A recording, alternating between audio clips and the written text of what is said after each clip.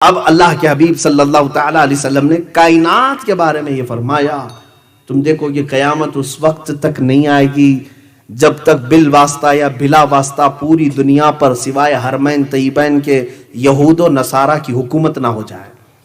ہر ملک، ہر ریاست، ہر سیاست یہود و نصارہ کے کنٹرول میں آ جائے گی۔ ایک وقت آئے گا یہ، اور ابھی میں سمجھتا ہوں تقریباً ہو چکا۔ جو بنام مسلمان دکھ رہے ہیں میرے عزیزو، وہ ڈمی پیس ہیں، وہ صرف ڈمی پیس ہیں۔ چاہے وہ سعودی کے بادشاہ ہوں، امارات کے بادشاہ ہوں، بحرین کے بادشاہ ہوں، یہ کٹ پتلی ہیں۔ ان کی ڈور تو امریکہ کے ہاتھ میں ہوتی ہے، اسرائیل کے ہاتھ میں ہوتی ہے۔ یہود و نصارہ ان ممالک کو چلا رہے ہیں آج۔ کچھ بچے ہوں گے، سب کی بات نہیں کرتا ہوں، کچھ ہو سکتا ہے بچے ہوں گے، لیکن حدیث پاک میں یہ ہے کہ بالواسطہ یا بلا واسطہ پوری دنیا پر، ہاں حرمین طیبین کو چھوڑ کے، یہ میرے آقا نے فرمایا، حرمین طیبین مکہ اور مدینہ چھوڑ کر ساری دنیا پر یہ حکومت کر لیں گے اور یہ حکومت میں آ جائیں گے۔ اور اسی حکومت کے لیے تو یہ اتنا اتھل پتھل چل رہا ہے۔ یہ جو کچھ بھی آپ دیکھ رہے ہیں ون ورلڈ آرڈر نام سے، نیو ورلڈ آرڈر کے نام سے، یہ سب کیا چل رہا ہے؟ میرے عزیزو، یہودی یہ چاہتے ہیں کہ دنیا میں حکومت کرنے کا حق صرف اور صرف یہود کو ہے، باقی سارے لوگ غلام ہیں۔ وہ کہتے ہیں نحن شعب اللہ المختار، ہم اللہ کی پسند کی ہوئی جماعت ہیں۔ وہ عقیدہ یہ رکھتے ہیں ہم کو خاص مٹی سے بنایا گیا ہے، باقی سب کو کچرے سے بنایا گیا ہے۔ یہودیوں کی کتابوں میں موجود ہے یہ بات ہے۔ ہاں، یہود یہ کہتے ہیں کہ ہم اللہ کے بیٹے ہیں، ہم اللہ کے محبوب ہیں۔ قرآن میں بھی اللہ تعالیٰ نے فرمایا قالت الیہود نحن ابناء اللہ واحباؤہ، یہود یہ کہتے ہیں ہم اللہ کے بیٹے ہیں اور اس کے محبوب ہیں۔ تو یہ آج انہوں نے پوری دنیا میں بھی اپنے نام ایسے رائج کر دیے، جیولری، جیوز سے بن کر جیولری بن گئے، وہ گولڈ پر اپنا حق جتاتے ہیں۔ پوری دنیا کا سونا ہمارا ہے، پوری دنیا کا سونا ہمارا ہے۔ آج پوری دنیا میں اکنامک کے اور گولڈ کے ریٹ طے کرنا، اتارنا، چڑھانا، یہ اپنے ہاتھ میں رکھے ہوئے ہیں۔ پوری دنیا میں آج جس طرح سے یہ جمع کر کے ون ورلڈ آرڈر بنانا چاہتے ہیں۔ ون ورلڈ آرڈر کا مطلب یہ ہے کہ ایک ہی حکومت رہے گی، ایک ہی شہر رہے گا، پوری دنیا ایک ہی حکومت چلے گی، ایک ہی سکہ چلے، ایک ہی لینگویج چلے۔ اس پر تو محنت چل رہی ہے۔ یہ سب جو کچھ بھی ہو رہا ہے یہ تمام چیزوں کی تیاریاں ہیں۔ کورونا کے زمانے میں میں نے ایک میگزین دا اکنامسٹ، اس کے فرنٹ پیج پہ یہ دیکھا تھا every thing under the control. Front page پہ یہ بھی ایک مشہور رسالہ ہے جس میں انہوں نے کہا ہر چیز اب کنٹرول میں آ چکی ہے، دعویٰ کر رہے ہیں وہ ہر چیز اب کنٹرول میں آ چکی ہے، تمہیں بھی اب آگے چل کر کے یہی سب چیزیں غلام بنایا جائے گا، اور جیسے وہ کہیں اسی طرح سے تمہیں عمل کرنا ہوگا۔ تو یہ ون ورلڈ آرڈر کی تیاریاں، لیکن ڈرو مت مسلمانوں، میں ڈرانے کے لیے باتیں نہیں کرتا، ڈرانے کے لیے نہیں، یہ پورے کے پورے مل کر کے جو کر لیں، لیکن ہم مسلمان ہیں، اللہ ہمارے ساتھ ہے۔ حسبنا اللہ ونعم الوکیل، نعم المولا ونعم النصیر، ہمارے لیے اللہ کافی ہے، کیا ہی بہترین وکیل ہے، کیا ہی بہترین مددگار ہے۔ ہم اس کے بندے ہیں، ہم اس کی امداد پر اور اس کی نصرت پر یقین رکھتے ہیں۔ اس نے جگہ جگہ ہمیں جگہ کر کے بیان فرمایا ہے وَكَانَ حَقًّا عَلَيْنَا نَصْرُ الْمُؤْمِنِينَ، اللہ فرماتا میں نے اپنے اوپر لازم کر لیا ہے کہ مومنوں کی مدد کروں گا۔ اللہ نے فرمایا ہے كَتَبَ اللَّهُ لَأَغْلِبَنَّ أَنَا وَرُسُلِي، اللہ نے یہ لکھ دیا ہے کہ اللہ اور اس کے رسول ہی غالب آئیں گے۔ اللہ نے فرمایا ہم لکھ دیے ہیں ہم، اور اللہ تعالیٰ نے فرمایا وَأَنْتُمُ الْأَعْلَوْنَ إِن كُنتُم مُؤْمِنِينَ، تم اگر ایمان کے ساتھ رہو گے بلند تم ہی رہو گے۔ مجھے میرے رب کی ذات پر یقین ہے، انہیں جو کرنا ہے وہ کر لے، اور یہ پہلی بار نہیں کر رہے ہیں، اس سے پہلے بھی کر چکے، 3 بار ہو چکے، تیسری بار ہے، 2 بار آلریڈی کر چکے۔ نمرود کا زمانہ تھا، ایک نمرود ہے، بہت سارے نمرود آئے، اس میں ایک نمرود ایسا تھا جس نے خدا کے ساتھ لڑائی کا ارادہ کر لیا تھا۔ اسے طاقت بہت زیادہ آ گئی، نشہ چڑھ گیا، تو اس نے سوچا ایک ہی چیز اب کنٹرول میں نہیں آ رہی ہے، وہ کیا ہے؟ سب انسان کنٹرول میں ہے۔ شیر سے لڑ لیتا تھا، جانوروں کو مار ڈالتا تھا، 100 لوگوں سے تنہا لڑتا تھا۔ نمرود جب اتنی طاقت کا غرور آ گیا تو اسے وزیروں نے یہ مشورہ دیا کہ اب ایک ہی چیز بچ گئی ہے، وہ کنٹرول میں نہیں آ رہی، وہ کیا ہے؟ موت۔ موت ہمارے کنٹرول میں نہیں آ رہی ہے، ہاں ہم جب چاہیں تب مرنا چاہیے، نہیں چاہیں تو نہیں مرنا چاہیے، یہ تو نہیں ہو پا رہا ہے۔ کہا یہ کیسے ہوگا؟ کہا یہ خدا دیتا ہے، اس کو ایک بار گرا دو، مار دو تو سارا کنٹرول میں آ جائے گا۔ اس بیوقوف نے کہا کہ ٹھیک ہے، وہ رہتا کہاں ہے؟ اس کے وزیروں نے کہا آسمانوں پر رہتا ہے۔ اس نے بلڈنگ بنانا شروع کر دیا، بہت بڑی بلڈنگ بنایا، ہو سکتا ہے اس وقت کی ورلڈ ٹریڈ سینٹر کی طرح ہو، بڑی عمارت بنائے۔ یہ اسرائیلی کتابوں میں موجود بات بتا رہا ہوں، میرے اسلامی روایات کی بات نہیں کر رہا ہوں۔ اس نے بنایا اور پھر سارے لوگوں کو فوج کے طور پر تیار کیا۔ ون ورلڈ آرڈر، وہاں پر بھی یہی تھا، سب کی لینگویج ایک، سکہ ایک، زبان سب کی ایک، سب پورے انسانوں کو جمع کر کے کہا طاقت بناؤ، طاقت بناؤ۔ کیوں؟ خدا سے لڑنا ہے، اللہ سے لڑنا ہے۔ ایک بار اس کو ہم گرا دیں تو موت و حیات ہمارے کنٹرول میں ہوگی۔ ایک بار جنگ کرنا ہے، سب مل کے جنگ کریں گے۔ اور سب کو اس نے وعدہ بھی کیا تھا، جو جو جنگ میں ساتھ دیں گے، کسی کو 1000 سال جینے دے دوں گا، کسی کو 50,000 سال دے دوں گا۔ یہ بڑے بڑے، جیسے ہمارا پرائم منسٹر وعدے کرتا ہے 15-15 لاکھ کے، اس طرح کے ہو سکتا ہے نمرود نے بڑے بڑے وعدے کیے تھے، اور سب بیچارے بیوقوف بن کر کے محنت کر رہے تھے، صبح سے شام تک بلڈنگ بنایا اور اوپر چڑھا۔ اور اسرائیلی روایات میں موجود ہے کہ اللہ رب العزت، یہ انجیل کے بعض نسخوں کے متعلق عیسائی خود بیان کرتے ہیں اس چیز کو، اللہ نے فرمایا اپنے ایک فرشتے کو، اس کے کروڑوں فرشتے ہیں، کروڑوں بلکہ لا تعداد فرشتے ہیں۔ ارے میاں بارش جو برستی ہے، آپ کیا سمجھتے ہیں بارش اچانک دروازے کھول کے برسائی جاتی ہے؟ ابن عباس فرماتے ہیں بارش کا ہر قطرہ ایک ایک فرشتہ زمین پر رکھ کر جاتا ہے۔ فرشتوں کی تعداد کہاں سے تم اندازہ کر سکو گے؟ ہزاروں کروڑوں فرشتے اللہ کے ہیں، ان میں سے ایک فرشتے کو اللہ نے بلایا اور کہا اے فرشتے آؤ ذرا ہم بھی دیکھیں، ایک بندے نے ہم سے لڑائی کا ارادہ کیا ہے۔ فرشتے کو بھیجا، جا تو دنیا میں اس کی خبر لے آ، زمین سے اس کی خبر لے آ۔ فرشتہ اترا، صرف اپنے پر ہلایا اور چیخ مارا، ساری بلڈنگ زمین پر آ گئی اور سب کے سب تہس نہس ہو گئے، اور اوپر بیٹھا ہوا پی ایم بھی نیچے آ گیا۔ اب پتہ نہیں کہاں وہ چلا گیا، اس کی تاریخ میں کوئی نشانات نہیں۔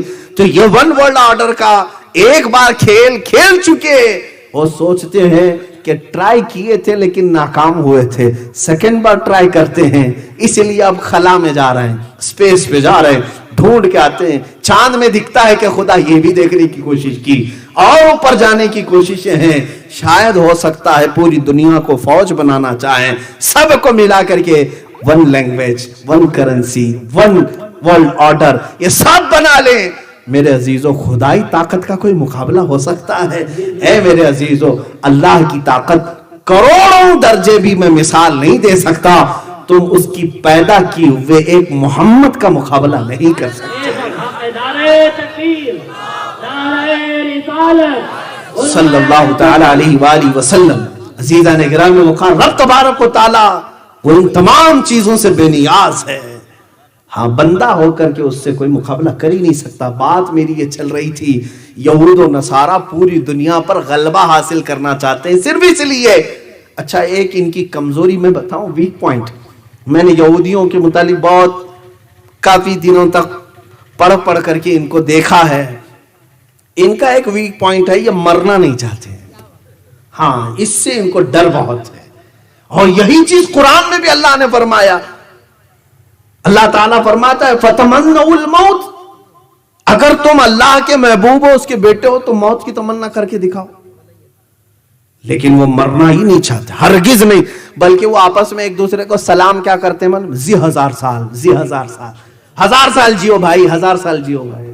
جیتا کوئی نہیں ہے 100 سال بھی، لیکن سلام بھی ان کا یہی ہے، 1000 سال جیو، 1000 سال۔ وہ حریص ہیں کس کے؟ جینے کے، مرنا نہیں چاہتے، اور وہ پوری ٹیکنالوجی آج یوز کر کے جو چیز نکالنا چاہ رہے ہیں وہ یہی ہے کہ موت سے کوئی چھٹکارا مل جائے، ڈپلیکیٹ ہارٹ بن جائے، کچھ دوسرا اس کا یعنی الٹرنیٹ مل جائے کہ لائف اور بڑھائی جا سکے، لیکن اب تک نہیں کر سکے، اب تک نہیں کر سکے۔ ارے یہ لوگ روبوٹ تو بنا لیے لیکن اپنی سانسیں بڑھا نہیں سکے، اپنی سانسیں نہیں بڑھا سکے۔ کیونکہ قرآن میں وعدہ ہے، میرے رب نے فرمایا اذا جاء اجلهم فلا يستأخرون ساعة ولا يستقدمون، جب وہ وقت مقرر آ جائے ایک آن نہ پہلے آئے گی نہ ایک آن بعد میں آئے گی۔ وہ رب تعالیٰ کا وعدہ ہے، تم ہزار جتن کر لو اس سے نہیں بچ سکتے۔ اب ہمارا کانفیڈنس اس سے بھی بڑھ کر کے اس لیے ہونا چاہیے کہ کائنات میں اگر اللہ کے بعد سب سے بڑا مرتبہ کسی کا تھا تو میرے آقا محمد الرسول اللہ صلی اللہ علیہ وسلم کا۔ جب رسول پاک بھی موت کے مرحلے سے گزر چکے، اب بچا کون ہے؟ اب بچا کون ہے؟ اللہ تعالیٰ کو اگر موت نہیں دینا ہوتا تو اپنے محبوب کو نہیں دیتا، لیکن ان کو بھی موت کے مرحلے سے گزارا، اس کا مطلب ہے اب دنیا میں کوئی نہیں بچنا ہے۔ یہود و نصارہ اس کی خواہش کرتے ہیں کہ وہ موت سے بچ جائیں اور پوری دنیا میں کنٹرول حاصل کریں۔ اب تمہیں ان کے درمیان رہ کر کیا کرنا چاہیے وہ میں بتاتا ہوں میرے عزیزوں۔ اب یہ حالات جو ہے بڑھتے چلے جائیں گے، ہو سکتا ہے انہوں نے پوری دنیا کو غلبہ میں لینے کے لیے ہزار جتن کر لیے۔ ابھی جو حالات ہیں کرنٹ ایشوز، اس میں تو یہ ہے کہ حضور اکرم صلی اللہ تعالیٰ علیہ وسلم کی وہ حدیث بھی صادق نظر آ رہی، عمران بیت المقدس خراب یثرب و خراب یثرب ظہور الملحمۃ۔ حضور صلی اللہ علیہ وسلم فرماتے ہیں بیت المقدس آباد کر دیا جائے گا، مدینے کو ویران کر دیا جائے گا۔ مدینے کو ویران کیا جائے گا، بیت المقدس یروشلم میں ہے، جو بیت المقدس جانتے ہیں آپ، مسجد اقصی فلسطین میں ہے، اسے آباد کیا جائے گا اور مدینے کو ویران کیا جائے گا۔ اور جب مدینہ ویران ہو جائے تو تم دیکھو ملحمۃ الکبریٰ شروع ہو جائے گی۔ اب یہ بڑی نشانیاں میں بتا رہا ہوں، یہ بڑی نشانیاں۔ عزیزان گرامی وقار، حضور اکرم صلی اللہ تعالیٰ علیہ وسلم نے فرمایا کہ تم دیکھو کہ مدینے کو ویران کیا جائے گا، بیت المقدس کو آباد کیا جائے گا۔ ترتیب سے میں بتا رہا ہوں کیسے کیا کیا چیزیں پہلے آتی ہیں، اس کے بعد کیا کیا آنی، علامات قیامت۔ مدینہ جیسے ویران ہوگا ملحمۃ الکبریٰ شروع ہو جائے گی۔ یہ کیا ہے میں اس کی ڈیٹیل بتاتا ہوں۔ ملحمۃ الکبریٰ ایک ایسی بڑی جنگ جو اب تک نہیں ہوئی، آدم علیہ السلام سے لے کر اب تک اور قیامت تک، اس سے بڑی جنگ نہیں ہوگی پھر کبھی۔ یہ ملحمۃ الکبریٰ یہ کہاں ہوگی؟ یہ تک میرے آقا نے فرمایا ملک شام دمشق کا رابط ایک جگہ کا علاقہ ہے، وہاں مسلمان جماعتوں کا پڑاؤ ہوگا، ملحمۃ الکبریٰ شروع ہوگی۔ پھر اس کے بعد حضور صلی اللہ تعالیٰ علیہ وسلم فرماتے ہیں ملحمۃ الکبریٰ جیسی ہی ختم ہوگی، یہ جنگ ختم ہوگی، قسطنطنیہ فتح ہو جائے گا۔ قسطنطنیہ استنبول کو کہتے ہیں، ٹرکی میں جو ہے۔ یہ ہو سکتا ہے کافروں کے ہاتھ میں چلا جائے، ابھی تو فی الحال اسلامی حکومت میں ہے، مسلمانوں کے پاس سیکولر حکومت ہے، مسلمانی حکومت، اسلامی حکومت تو نہیں کہتے، کیونکہ ٹرکی کا آئین یہ بتاتا ہے کہ وہاں کوئی اسلام نہیں، وہ سیکولر ہے۔ فی الحال حضور اکرم صلی اللہ تعالیٰ علیہ وسلم نے فرمایا قسطنطنیہ فتح ہوگا، اور جیسے ہی قسطنطنیہ فتح ہوگا تم دیکھو گے دجال ظاہر ہو جائے گا، دجال نکلے گا۔ یہ دجال کیا ہے؟ اب یہ سب چیزیں اتنی بڑی ہیں میرے عزیزو، خود اپنے آپ میں ایک بڑا ٹاپک ہے۔ ہمارے محبان گرامی بزم قادریہ والوں نے سوچا ہوگا کہ شاید یہ سب ملا کر کے 10-15 منٹ میں ہو جائے، اسی لیے علامات قیامت اتنا بڑا ٹاپک مجھے دے کر کے بٹھایا ہے، اور میں ابھی طالب علم ہی ہوں اس زمانے میں، اس پہ یہ سب علوم کا میں ابھی طالب علم ہوں، ابھی پڑھ ہی رہا ہوں میں۔ بہرحال جتنا پڑھ چکا اس میں سے جو مجھے یاد رہ گیا وہ عرض تو کروں گا ہی۔ یہ 5 چیزیں ہو گئی، مدینے کی ویرانی، بیت المقدس کی آبادی، بیت المقدس کی آبادی کے بعد ملحمۃ الکبریٰ کا ظہور، ملحمۃ الکبریٰ کے بعد قسطنطنیہ کی فتح، قسطنطنیہ کے بعد دجال کا ظہور۔ یہی وہ زمانہ ہوگا جب امام مہدی بھی آئیں گے اور حضرت عیسیٰ علیہ السلام کا نزول بھی۔ ایک ساتھ یہ نشانیاں ایسی آئیں گی کہ پے در پے وقت نہیں ملے گا کسی کو۔ جب بڑی نشانیاں ظاہر ہوں گی وقت کسی کے پاس نہیں ہوگا، پے در پے آئیں گی۔ فرمایا ایسے جیسے تم وضو کے لیے ہاتھ دھوتے ہو، ایک ہاتھ دھونے کے بعد دوسرے ہاتھ کی فکر ہوتی ہے، اتنی جلدی جلدی جیسے ہم سیدھا ہاتھ دھوئے تو فوراً اس کے بعد ہم نہ کلی کرنے جاتے، ناک میں پانی چڑھانے جاتے، ہم کو فکر ہے کہ اس کے بعد دوسرا ہاتھ دھونا ہے۔ فرمایا گیا ایسی ہی بڑی نشانیاں ایک ایک بعد دکھ رہے فوراً ظاہر ہوں گے۔ اب مدینے کی ویرانی سے کیا مطلب ہے میرے عزیزو؟ اس کے کئی معانی مفسرین نے فرمائے ہیں کہ لوگ وہاں پر عبادتوں سے عاری ہو سکتے ہیں، عبادتوں سے عاری ہو کر دنیا پرست ہو جائیں اور مدینہ چھوڑ کر کے رخصت ہونے لگ جائیں، جیسے کہ آج سعودی اس بات کی طرف رواں دواں ہیں، وہ بھی عیاشی کے لیے دوسری کنٹریز کا سفر کرنے پر تیار ہے۔ مدینہ رسول کوئی چھوڑنا نہیں چاہتا تھا پہلے سے بھی، آج بھی مدینے والوں کا دل وہاں لگا ہوا ہوتا ہے، لیکن ہو سکتا ہے زمانے کی نیرنگیاں ایسی ہیں کہ وہاں کے بچوں کو بھی اب میں نشہ کرتے ہوئے دیکھ رہا ہوں۔ ہاں، مکہ اور مدینے کے بازاروں میں ان ظالموں نے چرس پہنچایا ہے، سب پہنچا دیا ہے۔ کہنے کو تو منشیات پر وہاں قتل کی سزا ہے، لیکن پہنچایا تو سب کے گھروں میں ہے۔ وہاں کے نوجوان بچوں کو بھی نشہ کا ایڈکٹ بنایا ہے۔ ہو سکتا ہے اسی وجہ سے وہاں کے ظالم بادشاہ کے بیٹے کو آج وہاں کی نوجوان قوم پسند کرتی ہے۔ اس کی وجہ یہی ہے کہ یہ زیادہ ماڈرنٹی کی طرف بلاتا ہے، ننگے پن کی طرف۔ بلکہ مجھے حیرت ہوئی، آج میں یہ خبر بھی سنا کہ وہ اس بات کو ڈینائی کر رہے ہیں، we are not defender of Islam, ہم اسلام کے ڈیفینس کرنے والے لوگ نہیں ہیں۔ وہ فخر سے کہہ رہے ہیں اس بات کو، ہم ڈیفینڈر نہیں ہیں۔ عزیزان گرامی، یہی عرب میں حضور اکرم صلی اللہ تعالی علیہ وسلم کی ایک حدیث سن لو، ویل للعرب من شر قد اقترب۔ حضور فرماتے ہیں عرب کے لیے ہلاکت ہو، عرب کے لیے بربادی ہو، وہ اس شر کی وجہ سے جو بہت قریب آ رہی ہے۔ حضور فرماتے ہیں قیامت اس وقت تک نہیں آئے گی جب تک تم دیکھو گے عرب کے کچھ قبیلے اسلام سے نکل کر کے بتوں کی پوجا میں نہ لگ جائیں، شرک کی طرف جائیں گے۔ حضور کی حدیث ہے اور آج ہو رہا ہے میرے عزیزوں، وہاں پر باضابطہ بتوں کی پوجا کے لیے سٹال لگائے جا رہے ہیں۔ بہت قریب ہم آ چکے ہیں، قیامت کے بہت قریب آ چکے ہیں۔ جتنی حدیث میں یہ باتیں بتائی گئی تھی وہ ایسی رونما ہو رہی ہیں، اللہ کی پناہ۔ اب سعودی عرب وہ نہیں رہ گیا جو حجاز تھا، جو عرب شریف تھا۔ اب تو وہاں پر سارے گناہوں کی اجازتیں کھلے عام ملنے لگ جائیں گی۔ وہاں عورتیں اب پردے کی پابند نہیں ہوں گی، نمازوں کی پابندیوں پر وہ سختی نہیں رہ جائے گی۔ سینما تھیٹر کھل گئے، بار بھی کھل گئے، شراب بھی آ جائے گی۔ شراب کی حلت کے بارے میں اب فتوے بھی دیے جانے لگیں گے۔ وہ شراب حرام تھی جو زمانے رسول میں تھی، اب کی نہیں رہی ہے۔ پہلے جو ہے انگوروں سے بنائی جاتی تھی، اب تو کیمیکل سے بنائی جاتی ہے۔ ہر جگہ ملا مل جاتے ہیں، اس طرح کے زرخرید مولوی مل جاتے ہیں میرے عزیزوں، جو بکے ہوئے ہوئے۔ ارے یہ حرم کے اماموں کو تک انہوں نے اپنے انڈر میں رکھا ہوا ہے، وہ حق بیان نہیں کر سکتے۔ خانہ کعبہ کے ممبر پر کھڑے ہو کر کے بھی امام بول نہیں پاتا بادشاہ کے خلاف۔ انہوں نے علماء کو قید کیا ہے، اگر کسی عالم نے ممبر پر بیان کر دیا حق بات، دوسرے دن وہ جیل میں ہوگا۔ یہ وہاں کے حالات ہیں۔ بلکہ اب تو انہوں نے اسرائیل سے اپنے تعلقات بھی استوار کر لیے، جو مسلمانوں کے خون پر بیٹھا ہوا ہے۔ وہ اسرائیل جس کے متعلق وہ یہود، میں یہودی ان ظالموں کے بارے میں کہہ رہا ہوں جن کے بارے میں قرآن نے کہا غیر المغضوب علیہم ولا الضالین، اے اللہ ہمیں ان کے راستے پر نہ چلا جن پر تیرا غضب ہوا ہے۔ کس پر غضب ہوا ہے؟ قوم یہود پر۔ اور لوگ مجھے کہتے ہیں آپ اتنا زیادہ ایک قوم کو ٹارگٹ کر کے بولتے ہیں، تو میں کہا میں نہیں بولتا ہوں، قرآن کہہ رہا ہے، قرآن جگہ جگہ فرما رہا ہے وَبَاءُوا بِغَضَبٍ مِّنَ اللَّهِ، وہ اللہ کے غضب میں لوٹے ہوئے ہیں۔ یہی یہود کے بارے میں اللہ فرماتا ہے يَقْتُلُونَ النَّبِيِّينَ بِغَيْرِ حَقٍّ، یہ نبیوں کا قتل کرتے تھے، نا حق قتل کرتے تھے۔ قرآن کی یہ آیات بتا رہی میرے عزیز۔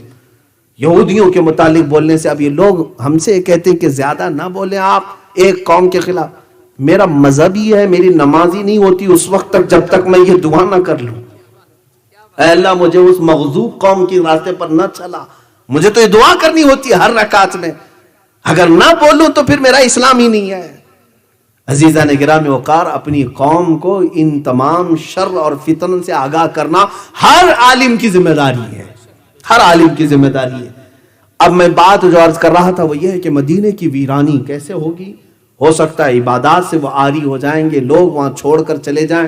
یہاں تک کہ ایک حدیث میں یہ بھی ملتا ہے کہ تم دیکھو کہ مسجد نبوی میں درندہ آ جائے گا۔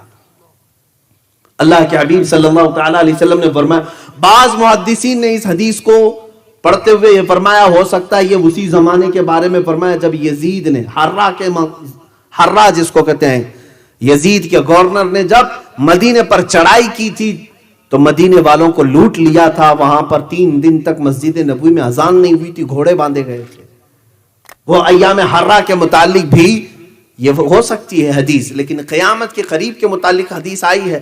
تو مدینے کی ویرانی کے فوراً بعد جو حضور نے فرمایا وہ بیت المقدس کی آبادی وہ اس زمانے میں لگ رہی ہے. یروشلم کو انہوں نے اپنا کیپٹل بنا دیا. یہ سب نیوز آپ کو معلوم ہوگی. اسرائیل اب اپنے کیپٹل یروشلم کو بنایا, بیت المقدس کو. امریکہ نے اس کو تسلیم کر لیا, بڑے بڑی کنٹریز نے تسلیم کر لیا. آج تک یہ معمہ تھا, آج تک یہ جو ہے لا ينحل مسئلہ تھا کہ فلسطین اور اسرائیل کے درمیان یہ پہلے سے اقوام متحدہ جو UN ہے وہ اس کو تسلیم نہیں کرتا کہ تل اویو جو اسرائیل کا کیپٹل تھا وہیں تم رہو. لیکن آج اس نے دادا گیری کر کے بیت المقدس پر ہم قبضہ کر لیا اور اپنی سفارت خانے بھی دوسری کنٹریز کے وہاں منتقل کر دیے, اپنا کیپٹل بنا دیا. اور اب یہود کا منصوبہ یہ ہے کہ بیت المقدس مسجد اقصی کو ختم کرنا ہے. وہاں پر انہوں نے جعلی ارتھ کویک بھی لائے, زلزلے لا کر کے کسی طرح مسجد گر جائے, اس کے بعد ان کو ہیکل سلیمانی بنانا ہے, 3rd ٹیمپل اس کو کہیں گے, یہ بنانا ہے. کیونکہ یہودیوں کے عقیدے میں یہ ہے کہ جب 3rd ٹیمپل بنائیں گے تب ان کا مسیحا آئے گا. وہ مسیحا کس کو کہتے ہیں؟ دجال کو کہتے ہیں. دجال کے انتظار میں ہیں یہودی, کیونکہ دجال کی فوج میں سب سے زیادہ جو لوگ ہوں گے وہ صرف یہودی ہوں گے. یہودی اس کے انتظار میں روزانہ نہ جانے کیا کیا بلی چڑھاتے ہیں, تسبیح پڑھتے ہیں, اس کے آنے کے انتظار میں دعائیں کرتے ہیں. دیکھیں مسیحا کا لفظ جو ہے 3 بڑے مذہبوں میں ملتا ہے, یہودیوں کے مذہب میں, عیسائیوں کے مذہب میں اور ہمارے مذہب میں بھی مسیحا کا لفظ, لیکن ڈیفرنٹ ہے. سوچنے کی فکر کرنے کی طریقہ الگ الگ ہے. یہودی دجال کو مسیحا سمجھتے ہیں اور مسلمان اور عیسائی عیسیٰ علیہ السلام کو مسیحا سمجھتے ہیں. ہم بھی عیسیٰ علیہ السلام کے انتظار میں ہیں, عیسائی بھی انتظار میں ہیں. بعض عیسائی, بعض تو یہ کہتے ہیں کہ وہ مصلوب ہو گئے, قتل ہو گئے, ان کو پھانسی دے دی گئی. لیکن بعض ان میں بھی بہت ساری فرقے ہیں, آرتھوڈکس ہیں, کیتھولک ہیں, پروٹسٹنٹ ہیں, سب کے عقیدے اپنے اپنے الگ الگ بنے ہوئے ہیں. انجیلوں کی بھی قسمیں الگ الگ ہو گئی, بائبل کی کتنی. بہرحال ایک متفقہ عقیدہ یہ ہے کہ عیسیٰ علیہ السلام دوبارہ آئیں گے, اور مسلمانوں میں تو سب میں اتفاق ہے. حضور نے فرمایا قیامت اس وقت تک نہیں آئے گی جب تک عیسیٰ ابن مریم نازل نہ ہو جائے. حضور نے فرما بھی دیا ہے کہاں آئیں گے, کیسے آئیں گے. دمشق میں آئیں گے, ملک شام میں عیسیٰ علیہ السلام وہاں آئیں گے. اب یہ بات کی باتیں ہیں, یہ علامات. اور تو یہاں بات تھی بیت المقدس کی آبادی. 2 لاکھ بستیاں ابھی یہودیوں نے بنائی, جہاں پر بینڈ تھا 2 لاکھ لوگوں کو بسا دیا. یہ آباد کرتے جا رہے ہیں, اور سارے 5 سٹار ہوٹل یروشلم کی طرف جا رہے ہیں. یہ بیت المقدس کی آبادی ہے. فرمایا گیا تھا جو حدیث میں کہ بیت المقدس آباد ہوگا, مدینے کو ویران کیا جائے گا. سوچو آپ, یہ تو میں صرف گیس کر کے آپ کو قریب کرنا چاہ رہا ہوں. اس کے بعد ان لوگوں نے ساری ملٹی نیشنل کمپنیاں جتنی بھی ورلڈ کی ہیں ان سب کا سینٹر انہیں اسرائیل میں بنانا ہے, یروشلم میں بنانا ہے. چند دنوں کے بعد آپ دیکھو گے یہ جو سپر پاور ہیں یہ بھی سب ٹوٹ کر بکھر جائیں گے, اور 1 ورلڈ آرڈر کے اعتبار سے سب اسرائیل کی طرف منتقل ہو جائیں گے. سب کو وہ اپنا کرتا دھرتا اسی کو ماننا شروع کر دیں گے. بہرحال یہ وہاں کے ایک عالم نے بھی خود بیان کیا ہے, یہودی عالم نے, وہ ربی ہے, اس نے خود بیان کیا ہے کہ ہمارے نیکسٹ پلان کیا کیا ہیں. بہرحال اگر ہم بیان کریں تو کون سا قصور ہے. عزیزان گرامی وقار, یہ بیت المقدس کی آبادی, مدینے کی ویرانی کے بعد جو ملحمت الکبریٰ ہے وہ کیا ہے سنیں. ایک جنگ ہوگی, بہت بڑی جنگ, جس کا ذکر ان کی مقدس کتابوں میں بھی آیا ہے, جس کو ہرمجدون کہا گیا اردو میں, اور انگلش میں ارمیگڈون کہتے ہیں. ارمیگڈون تلاش کر لینا میرے بچوں, اس کو پڑھو, آپ تحقیق کرو قیامت آنے سے پہلے کیا کیا ہوگا. یہ سب میرے آقا مخبر صادق صلی اللہ علیہ وسلم نے بیان کیا. یہ جنگ اتنی خطرناک ہوگی. حضور پاک صلی اللہ علیہ وسلم فرماتے ہیں اسلام کے مخالف جو لوگ آئیں گے وہ 80 جھنڈوں کے نیچے آئیں گے. ہر جھنڈے کے نیچے 12,000 کی فوج ہوگی. تعداد بھی میرے آقا نے بیان کی. اس اعتبار سے دیکھا جائے کیلکولیشن کر کے 9,60,000 کی فوج تم سے لڑنے کے لیے آئے گی۔ اب یہ مسلمانوں کے لیے بڑا ہی سخت ترین دن ہوگا، یہ سب ہانکے جائیں گے ملک شام کی طرف، لوگ ہجرت کر رہے ہوں گے اور مسلمان سب ایک جگہ جمع ہو جائیں گے دمشق میں اور ان سے مقابلہ کر رہے ہوں گے۔ اب سنو، اس جنگ کے متعلق میرے آقا نے فرمایا ملحمۃ الکبریٰ جب شروع ہوگی تو مسلمانوں کی طرف میں جتنے ہوں گے اس میں سے 1/3 میدان چھوڑ کے بھاگ جائیں گے۔ 1/3 1/3 لوگ میدان چھوڑ کر بھاگ جائیں گے کافروں سے ڈر کر کے۔ اب میرے آقا نے فرمایا یہ وہ لوگ ہوں گے اللہ ان کی توبہ کبھی قبول نہیں کرے گا، ان کے لیے جہنم لکھ دی جائے گی۔ وہ دنیا کے سب سے مردود قسم کے لوگ ہوں گے جو دھتکارے ہوئے ہوں گے، جو میدان چھوڑ کر کے ہٹا۔ اسی لیے میرے عزیزو آج سے ہی پریکٹس کرو، میدان چھوڑ کے جانا نہیں ہے۔ ہاں ہمیں ڈٹے رہنا ہے، ہم جس دین پر قائم ہیں یہ دین ہلکا نہیں جو پتنگوں سے اڑ جائے۔ ہم دین اسلام سے وابستہ ہیں جس کی جڑیں تحت الثری میں ہیں اور شاخیں اوج ثریا پر ہیں۔ ہم اس دین کے سے وابستہ ہیں، ہمیں ہلا نہیں سکے گا کوئی۔ ہاں یہ بات اور ہے کہ کوئی منافق ہو تو میدان چھوڑ کے بھاگے گا، وہ 1/3 میدان چھوڑ کے چلے جائیں، اب بچیں گے 2/3۔ اب اس میں کیا ہوگا فرماتے ہیں میرے آقا صلی اللہ علیہ وسلم، پھر 1/3 ایسی ہوگی جو سامنے کافر ان کو مار ڈالیں گے، شہید ہو جائیں گے، قتل ہو جائیں گے۔ 1/3 بھاگ جائے، 1/3 قتل ہو جائے، کیسی آزمائش کا دن ہوگا، کیسے امتحان کا دن ہوگا۔ میرے آقا فرماتے ہیں تم دیکھنا یہ وہ شہید ہوں گے جو روئے زمین پر سب سے افضل شہید ہوں گے، افضل شہید ہوں گے۔ اور اس کے بعد جو بچ جاتے ہیں اخیر میں وہ 1/3 جو تیسرے ہیں، رسول پاک صلی اللہ تعالی علیہ وسلم فرماتے ہیں ان کو اللہ تبارک و تعالی فتح مبین عطا فرمائے گا۔ یہ ملحمۃ الکبریٰ ہے، وقت ہو چکا ہے۔ رسول پاک صلی اللہ تعالی علیہ وسلم نے فرمایا یہ ملحمۃ الکبریٰ۔ اس کے بعد مسلمان 1/3 جو وہ بچے ہوں گے وہاں سے نکلیں گے، فتح قسطنطنیہ ہوگا اور اس کے فوراً بعد دجال ظاہر ہوگا۔ دجال کیا ہے؟ یہ دنیا کا سب سے بڑا فتنہ، آدم علیہ السلام سے لے کر قیامت تک اتنا بڑا فتنہ نہیں آیا زمین پر جتنا دجال کے زمانے میں آئے گا۔ خود میرے آقا صلی اللہ تعالی علیہ وسلم نمازوں میں یا دیگر اذکار کے موقع پر دعا کرتے تھے، اللہم انا نعوذ بک من فتنۃ المسیح الدجال، اے اللہ ہم تیری پناہ مانگتے ہیں مسیح دجال کے فتنے سے۔ وہ اتنا بڑا فتنہ ہوگا کہ آئے گا لوگوں کے پاس اور ان کے سامنے پیش کرے گا میں خدا ہوں، اپنے ایک ہاتھ میں جنت دکھا رہا ہوگا، ایک ہاتھ میں دوزخ دکھا رہا ہوگا، اس میں بھڑکتی ہوئی آگ ہوگی اور جنت جو دکھا رہا ہے اس میں ہرے ہرے باغات اور پھول، قسم قسم کی مٹھائیاں، نعمتیں ہوں گی۔ حضور فرماتے ہیں کہ تم اس کی جہنم کو لے لینا، وہ جو آگ دکھا رہا ہے اس کو لے لینا، اس لیے کہ وہ حقیقت میں نعمتیں ہوں گی اللہ کے پاس، اور اس کی جنت کو اگر تم نے قبول کر لیا تو تم حقیقی دوزخ میں چلے جاؤ گے۔ وہ تمہیں کہے گا تم مان لو کہ میں خدا ہوں جس کے تم سجدے کرتے تھے، میں آسمانوں سے اتر آیا ہوں، میں عبادت کے لائق ہوں، تم مجھے سجدہ کرو، عبادت کرو۔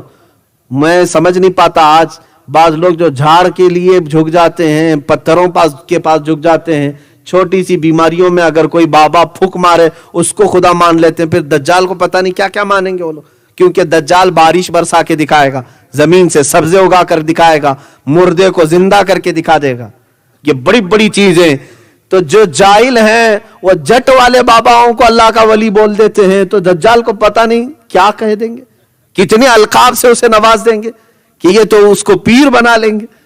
ایسے وقت میں ایمان کی آزمائش ہوگی، بہت سارے ایمان چھوڑ دیں گے اور اس کو خدا مان لیں گے، اور یہ سب سے بڑا فتنہ ہوگا دنیا کا، اور دجال لوگوں کی ایمان خرید رہا ہوگا۔ لیکن جو مخلص مومن ہے، جو صرف اللہ پر ایمان رکھتا ہے، وہ ان کے عجائبات پر ٹس سے مس نہیں ہوگا، یہاں تک کہ اسے وہ گرم کھولتے ہوئے تیل میں بھی ڈالے گا تب بھی وہ لا الہ الا اللہ ہی کہہ رہا ہوگا۔